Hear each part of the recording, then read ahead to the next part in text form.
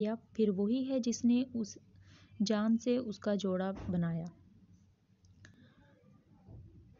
سورۃ القیامت آیت 37۔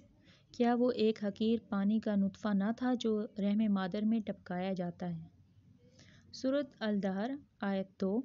ہم نے انسان کو ایک مخلوط نطفے سے پیدا کیا تاکہ اس کا امتحان لیں، اور اس غرض کے لیے ہم نے اسے سننے اور دیکھنے والا بنایا۔ سورۃ الطارق آیت 5۔ بس انسان کو غور و تخلیق کرنا چاہیے کہ وہ کس چیز سے پیدا کیا گیا ہے۔ وہ قوت سے اچھلنے والے پانی یعنی قوی اور متحرک مادہ تولید میں سے پیدا کیا گیا ہے، جو پیٹھ اور کوہلے کی ہڈیوں کے درمیان پیڑوں کی حلقہ میں سے گزر کر باہر نکلتا ہے۔ العلق آیت 2۔ اس نے انسان کو رحم مادر میں جوں کی طرح معلق وجود سے پیدا کیا۔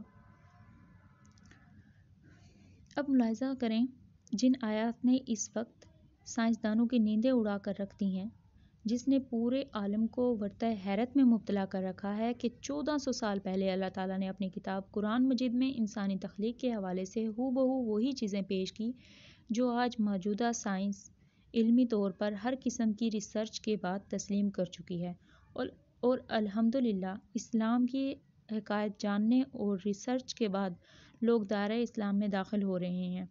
وہ آیت مبارکہ جنہوں نے سائنسدانوں کی نیندیں اڑا رکھی ہیں، وہ آیت میں آپ کو بتاتی چلوں۔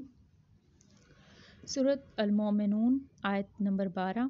اور البتہ ہم نے انسان کو مٹی کے خلاصہ سے پیدا کیا۔ سورۃ المومنون آیت 13۔ پھر ہم نے اسے حفاظت کی جگہ میں نطفہ بنا کر رکھا۔ سورۃ المومنون آیت 14۔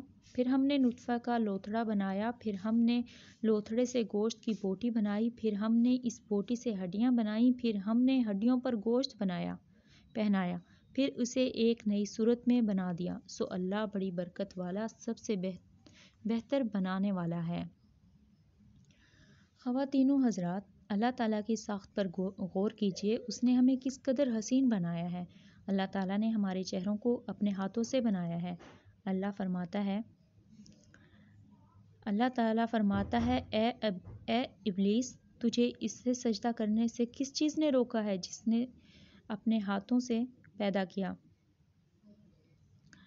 کیا تو گھمنڈ میں آ گیا ہے یا تو بڑے درجے والوں میں سے ہے؟ حضرت ابو ہریرہ رضی اللہ تعالیٰ عنہ سے روایت ہے کہ رسول صلی اللہ علیہ وسلم نے فرمایا، جب تم میں سے کوئی شخص لڑے تو چہرے سے بچے، مطلب چہرے پر نہ مارے۔ یہ حدیث مبارکہ ہے، یعنی چہرے کی فضیلت بتائی گئی ہے۔ آخر میں بس اتنا کہنا چاہوں گی کہ جب انسان کا خالق خود اللہ تعالیٰ ہو، کیا جس نے انسان کو اپنے ہاتھوں سے بنایا ہو، کیا وہ انسان حسین نہیں ہوگا؟ ہر انسان حسین ہے، یہ ہماری نظروں کا زاویہ ہوتا ہے۔